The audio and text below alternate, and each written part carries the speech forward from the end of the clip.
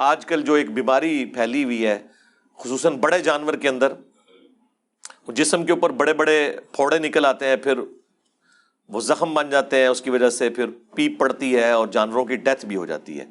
اسے کہا جاتا ہے لمپی سکن ڈیزیز. آپ نے یوٹیوب کے اوپر کافی ویڈیوز بھی اس کے حوالے سے دیکھی ہوں گی، تصاویر بھی سوشل میڈیا پہ چل رہی ہیں. چھوٹے جانور میں تو ابھی یہ بیماری اس طرح نہیں آئی، لیکن اور بیماریاں چھوٹے جانوروں میں آ جاتی ہیں.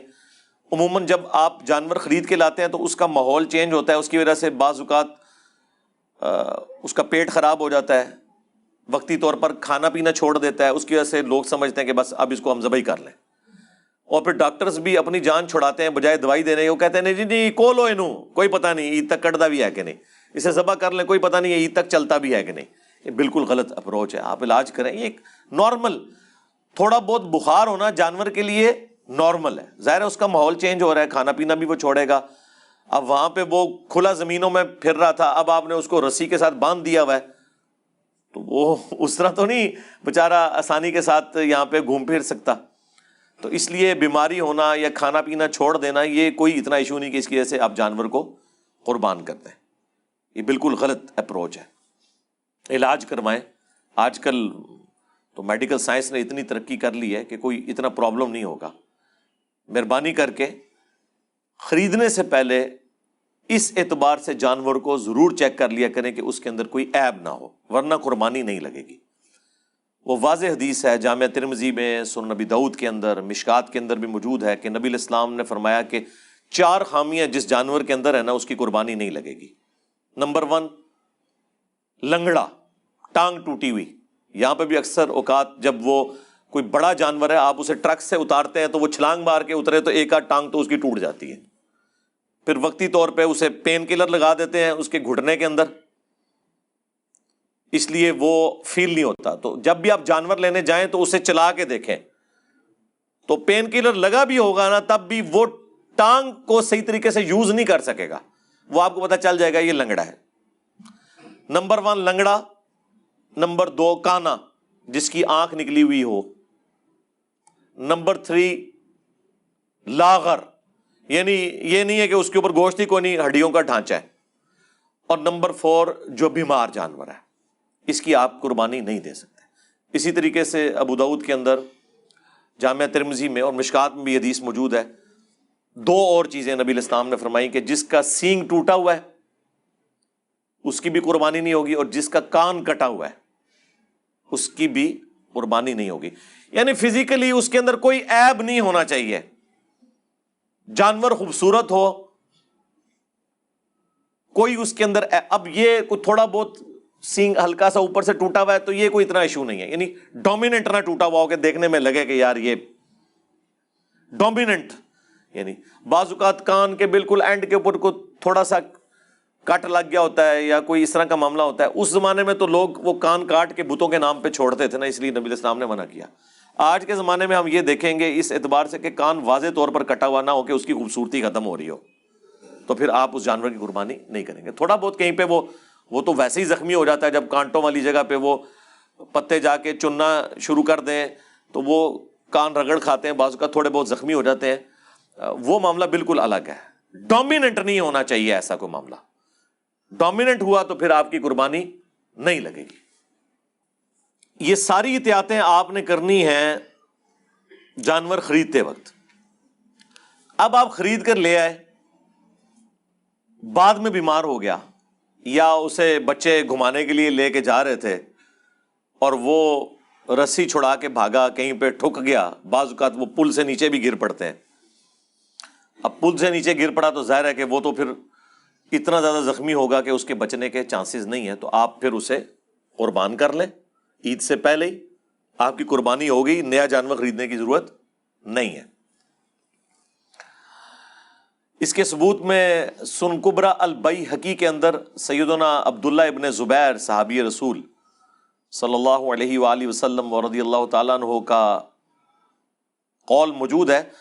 وہ ایک جگہ سے گزرے تو انہوں نے ایک اونٹنی دیکھی جو ایک آنکھ سے کانی تھی، تو رک گئے اور انہوں نے فرمایا کہ اگر تو یہ اونٹنی خریدنے سے پہلے کی کانی ہے پھر تو تمہاری قربانی نہیں لگے گی، نیا جانور خریدو۔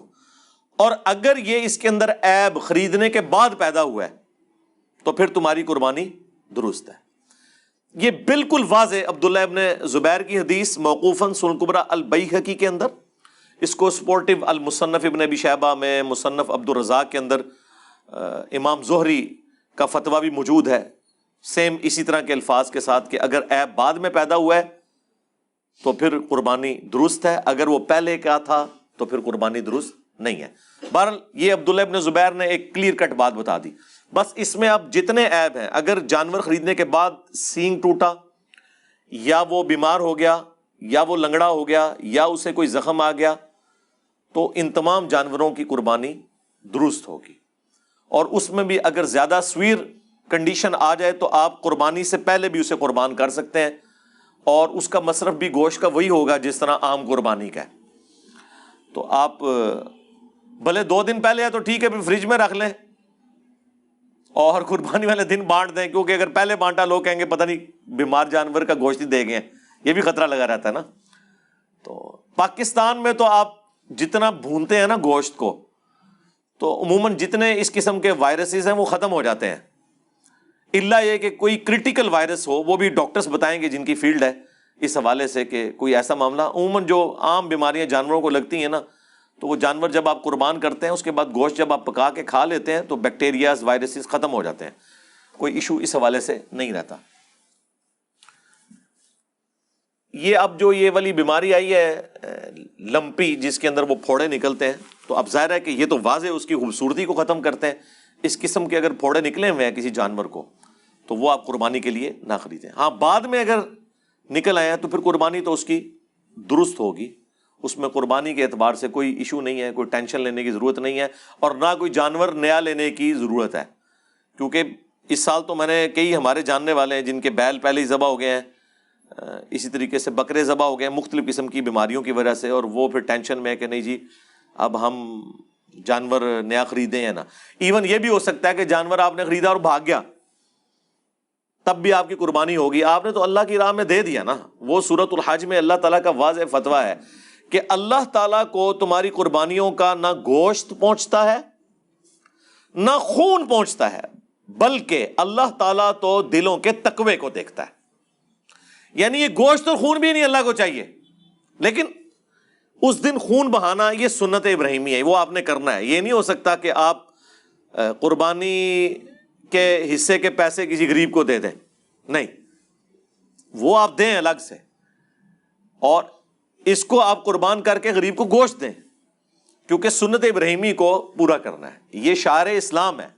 آج کی ڈیٹ کے اندر ہم لوگ کیا مساجد کے اندر جب نماز پڑھنے جاتے ہیں، خصوصاً یورپ اور امریکہ میں، تو اذان کی آواز سے جاتے ہیں، گھڑی کو دیکھ کے جا رہے ہوتے ہیں۔ تو اذان کی پریکٹیکل ضرورت اب باقی نہیں رہی، لیکن کسی کی جرت ہے کہ اذان ختم کروا دے؟ نہیں، یہ اسلام کی نشانی ہے، ان کو شعار کہا جاتا ہے، نشانیاں اللہ کی۔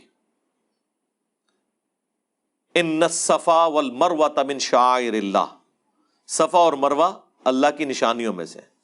بلکہ سورۃ الحج میں تو اللہ تعالیٰ نے قربانی کے جانوروں کو بھی کہا کہ یہ بھی اللہ تعالیٰ کی نشانی ہے، جو ہدی کے جانور لے کے جاتے تھے حج کے موقع کے اوپر۔ تو یہ آپ ختم نہیں کر سکتے۔ اسی طریقے سے صحیح بخاری میں آتا ہے کہ رمل سٹارٹ اس طرح ہوا تھا، یعنی احرام کی حالت میں جو طواف کعبہ کیا جاتا ہے عمرے یا حج کے لیے، عام طواف نہیں جو احرام کی حالت میں ہوتا ہے، اس میں پہلے 3 چکر میں آپ نے چادر کو اپنے دائیں کندھے کے نیچے سے گزار کے یوں کرنا ہے، اس کو ننگا رکھنا ہے مرد کے لیے، اور تھوڑا سا اکڑ کر چلنا ہے اور چھوٹے چھوٹے قدموں کے ساتھ تیز چلنا ہے پہلے 3 چکر کے اندر، اسے رمل کہا جاتا ہے۔ تو اس کی حکمت بیان ہوئی ہے صحیح بخاری کے اندر کہ مشرکین عرب میں مشہور تھا کہ مدینہ جو ہے یہ بیماریوں کی سرزمین ہے، تو مسلمان بیمار اور لاغر ہو چکے ہوں گے، تو نبی علیہ السلام نے پھر صحابہ کو حکم دیا کہ تم نے یوں کرنا ہے تاکہ تمہارا صحت مند ہونا شو ہو۔ اس زمانے میں تو اس کی حکمت تھی، لیکن وہ آج تک سنت جاری ہے، اس کو آپ بدل نہیں سکتے کہ جی آج تو ایسی کوئی ضرورت نہیں ہے، نہیں، وہ سنت کے طور پر، جب طریقے کے طور پر کوئی چیز جاری ہو جائے تو وہ پھر شعار اسلام بن جاتی ہے۔ اس طرح قربانی جو ہے یہ سنت ابراہیمی ہے، اگرچہ قرآن خود کہہ رہا ہے کہ اللہ کو خون اور گوشت نہیں پہنچتا، تمہارے دلوں کا تقویٰ پہنچتا ہے۔ اب اس سے کوئی یہ رزلٹ نہیں نکال سکتا کہ جی ٹھیک ہے پھر تو ذبح کرنے کی ضرورت ہی نہیں ہے، وہ پیسے کسی غریب کو دے دیے جائیں، نہیں۔ اللہ تعالیٰ اس سے مراد یہ لے رہا ہے کہ اللہ کو گوشت اور خون نہیں چاہیے، جس طرح وہ یونان کے دیوتاؤں کے بارے میں مشہور تھا نا کہ ان کے جا کے تھانوں پہ آپ قربانی کریں گے تو وہ خوش ہوگا تو یہ کرے گا۔ اللہ تعالیٰ نے ان چیزوں کو بیسیکلی کنڈیم کیا ہے کہ اللہ نے تو نہ اس کو خون پینا ہے، نعوذ باللہ، نہ اسے گوشت کھانا ہے۔ اللہ تمہارے دلوں کے تقوی کو دیکھ رہا ہے کہ تم ہمارے پیغمبر کی سنت پر، سنت ابراہیمی پر علیہ السلام عمل کرتے ہو یا نہیں کرتے۔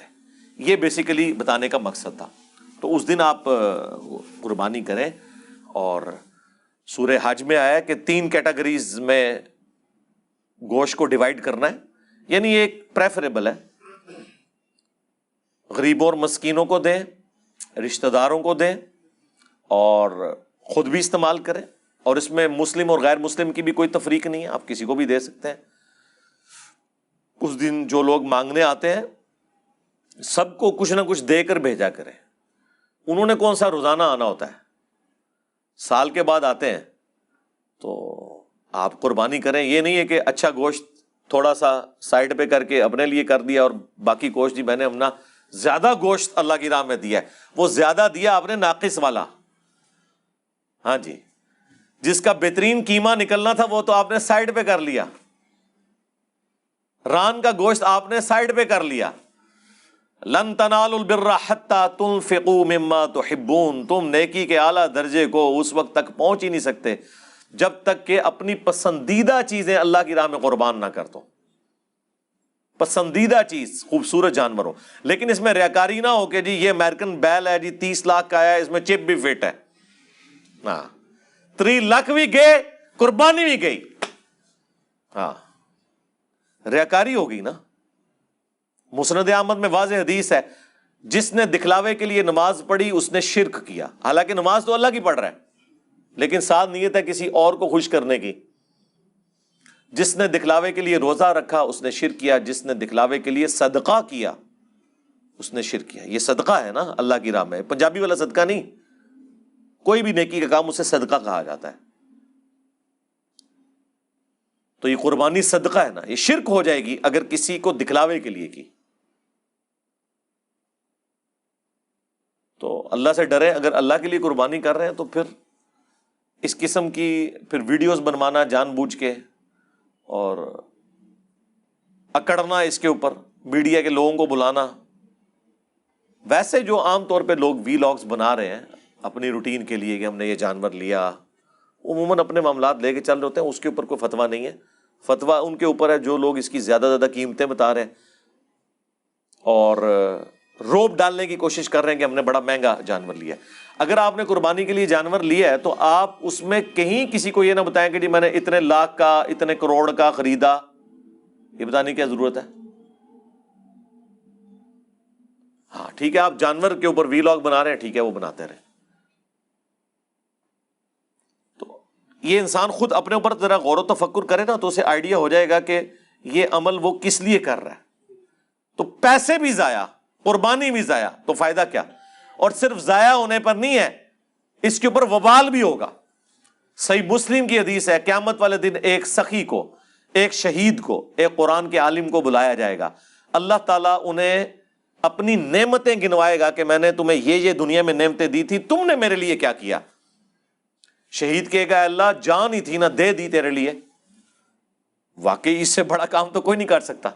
اللہ فرمائے گا تم نے اس لیے جان دی کہ لوگ تمہیں بہادر کہیں، اور دنیا میں تمہاری بڑی تعریف ہو چکی، تمہیں دنیا میں اجر مل گیا، اب میرے ہاں تمہارے لیے کوئی اجر نہیں ہے، اوندھا منہ کر کے جہنم میں پھینک دیا جائے گا۔ سخی کو اللہ بلائے گا، سخی کہے گا اے اللہ جس جس جگہ تو نے ترغیب دلائی تھی نا کہ میں تیری راہ میں خرچ کروں، میں نے خرچ کیا۔ بلکہ آج کے دور میں تو بات کی جائے، میں نے مسجدوں کے اندر اپنے نام کی پلیٹیں بھی لگوائیں کہ یہ فلاں نے وضو خانہ بنوایا ہے، یہ مسجد فلاں نے بنوائی ہے۔ میرے نام کے دسترخوان چلتے تھے. اللہ تعالیٰ فرمائے گا کہ یہ سب کچھ اس لیے کیا کہ لوگ تجھے کہیں بڑا سخی ہے, تو دنیا میں تیری بڑی تعریف ہو گئی نا, میرے ہاں کوئی اجر نہیں, اوندہ منہ کر کے جہنم میں. وَلِعَوْذُ بِاللَّهِ تَعَالَى اللہم اجرنا من النار. پھر قرآن کے عالم کو بلایا جائے گا, وہ کہے گا یا اللہ میرا تو اوڑھنا بچھونا ہی قرآن تھا. اللہ تعالیٰ فرمائے گا یہ اس لیے تھا کہ لوگ تجھے کہیں گے بڑا تو قاری ہے, تو بڑا عالم ہے, اور آج کے دور میں تیرے ناموں کے ساتھ دھمیں لگا کرتی تھی آگے پیچھے. اگر کوئی نام تیرا مختصر لیتا تھا یا اشتہار کے اوپر نام چھوٹا لکھا ہوا ہوتا تھا تو ناراض ہو جاتا تھا, ایسے جلسوں میں نہیں جاتا تھا. یہ ہوتا ہے پریکٹیکلی, ہمیں تو فرسٹ ہینڈ نالج ہے نا. تو دنیا میں تیری بڑی تعریف ہوگی, آج میرے ہاں تیرے لیے کوئی اجر نہیں ہے, اوندہ منہ کر کے جہنم میں پھینک دیا جائے گا. اب کسی کو اگر ان 3 اعمال سے بڑا کوئی عمل پتا ہے تو مجھے بتا دے. شہید, نمبر 2 سخی اللہ کی راہ میں خرچ کرنا, اور نمبر 3 قرآن کا عالم ہونا. ان 3 اعمال سے بہتر کوئی عمل نہیں ہو سکتا کہ کوئی اللہ تعالیٰ کے لیے اس پلانٹ ارتھ پہ کر سکے, لیکن تینوں کا انجام جہنم ہے, صرف ریاکاری کی وجہ سے. اور لوگوں کو کوئی پرواہ نہیں ہے, لوگ کہتے ہیں ٹھیک ہے جی کیا فرق پڑتا ہے. بلکہ ہماری تو لائیو سٹریمز میں آ کے لوگوں نے یہ بھی سوال کیے ہیں کہ ہم باہر کے ملکوں میں بیٹھے ہوئے ہیں, ہم نے اپنے رشتہ داروں کو پیسے بھیجے ہیں کہ آپ قربانی دیں, وہ رشتہ دار وہ قربانیاں لے کے بازاروں میں گھماتے پھر رہے ہیں اپنے ریفرنس سے کہ اتنے لاکھ کی میں نے لی ہے, اور وہ کہہ رہے ہیں جی ہم یہاں بیٹھ کے پریشان ہو رہے ہیں کہ ہماری وجہ سے وہ ریاکاری کر رہے ہیں, تو ہماری قربانی تو کہیں ضائع نہیں ہو جائے گی. تو پھر میں نے ان کو بتایا یار تمہارا تو کوئی قصور نہیں ہے, ایک تو وہ جھوٹ بول رہے ہیں, ان کی قربانی بھی نہیں ہے, اور دوسرا تعریفیں کروا رہے ہیں اس کے اوپر اپنی. وہ جس بیچارے نے پیسے دیے ہیں وہ تو دوسرے ملک بیٹھا ہوا ہے. اچھا یہ باہر کے ملکوں سے جو لوگ قربانی یہاں کرواتے ہیں نا, تو وہ ذرا دیکھ لیا کریں وہاں اور یہاں عید کا ایک آدھ دن کا فرق ہوتا ہے.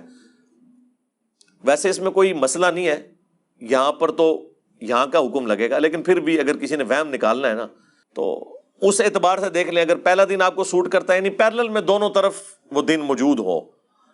ویسے یہ میں آپ کو احتیاطاً بتا رہا ہوں, اس کا یعنی اس دین سے کوئی اس حوالے سے تعلق نہیں ہے. جس جگہ آپ نے قربانی کے لیے پیسے دیے ہیں وہیں کا چاند شمار ہوگا, وہیں کے عید کے دن شمار ہوں گے. قربانی کے 3 دن ہیں. وہ عبداللہ ابن عمر کا قول موجود ہے الموطا امام مالک کے اندر کہ قربانی عید کے بعد 2 دن تک درست ہے. عید کا ایک ہی دن ہوتا ہے, بڑی عید کا بھی. یہ 3 دن ایام النہر ہوتے ہیں قربانی کے. قربانی کے 3 دن ہیں, عید کا ایک دن ہے 10 ذوالحجہ جس دن آپ عید کی نماز بھی پڑھتے ہیں. 11 اور 12 قربانی کے دن ہیں. الموطا امام مالک میں مولا علی علیہ السلام کے حوالے سے بھی موجود ہے. باقی وہ جو روایت ہے مسند احمد کے اندر, باقی کتابوں میں وہ منقطع روایت ہے, اس کے اوپر میری الگ سے ویڈیوز آ چکی ہیں. سوائے امام شافعی کے باقی پوری امت کا اتفاق ہے, حنفی ہوں, مالکی ہوں, حنبلی ہوں, اہل حدیث ہوں, شیعہ ہوں, اثنا عشری شیعہ ہوں, باقی سب کے نزدیک قربانی 3 دن تک ہے, 10, 11 اور 12. البتہ جو ایام تشریق ہیں ان میں تکبیرات آپ نے پڑھنی ہیں. وہ 4 ایام تشریق ہیں پلس ایک حج کا دن, یعنی 9 ذوالحجہ کی صبح سے لے کر 13 کی عصر تک آپ نے تکبیرات پڑھنی ہے.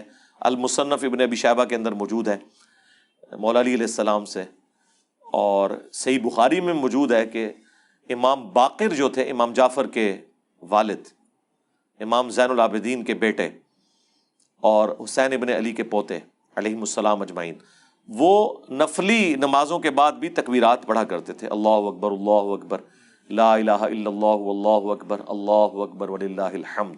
یہ بھی پڑھ سکتے ہیں اللہ اکبر کبیرا والحمد للہ کثیرا وسبحان اللہ بکرۃ واصیلا. یہ بھی پڑھ سکتے ہیں. یہ تکبیرات یعنی ان دنوں کے اندر سنت ہے پڑھنا. تو وہ بات شروع ہوئی تھی بیمار جانور کی قربانی کا معاملہ. یہ صرف فقہ حنفی میں واجبیت ہے, باقی پوری امت اسے سنت مانتی ہے. سنی ہو شیعہ ہو, سنیوں میں جتنے ہیں سوائے حنفیوں کے مالکی ہوں، شافعی ہوں، حنبلی ہوں، اہل حدیث ہوں، اثنا عشری ہوں، سب کے سب کہتے ہیں قربانی سنت ہے، واجب نہیں ہے۔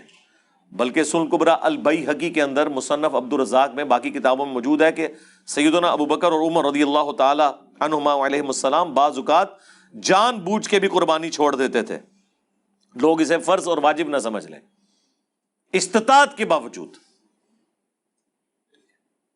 بعض لوگ پوچھ رہے ہوتے ہیں جی ہم وہ قربانی جو ہے جی ادھار اٹھا کے کر لیں، جی کر لیں، سارے کام ادھار اٹھا کے ہی ہو رہے ہوتے ہیں، حج کر لیں، جی کریں، کمیٹیاں جو آپ نے ڈالی ہوتی ہیں ادھار ہی ہوتی ہیں نا، ہاں ادھار اتارنے کی نیت ہو، بھاگنے کی نہیں، تو آپ کریں، باقی کام بھی تو کر رہا ہوتا ہے بندہ، اس میں کوئی جی مقروض کے اوپر ہے کہ نہیں؟ اور جناب جو کروڑوں کے مالک ہیں وہ بھی مقروض ہیں، ان کے قرضے بھی کروڑوں میں ہیں، دنیا میں ہر بندہ ہی مقروض ہے کسی اعتبار سے، اور کچھ نہیں تو پوری پاکستانی قوم آئی ایم ایف کی تو مقروض ہے نا، آئی ایم ایف کا نام تو آپ سب کو پتا چل گیا نا، پہلے تو صرف پڑھے لکھے لوگوں کو پتا ہوتا تھا یہ آئی ایم ایف کس بلا کا نام ہے۔ تو آپ اپنے باقی معاملات بھی لے کے چل رہے ہوتے ہیں، وہ بھی آپ کریں، ضروری تو نہیں آپ نے چھوٹا جانور دینا ہے، بڑے جانور میں حصہ ڈال لیں، ٹھیک ہے۔ گائے کے اندر صحیح مسلم میں آیا کہ 7 لوگ شریک ہو سکتے ہیں، اور اونٹ کے اندر 7 لوگ، ترمذی میں ایک روایت ہے کہ اونٹ میں 10 لوگ بھی شریک ہو سکتے ہیں۔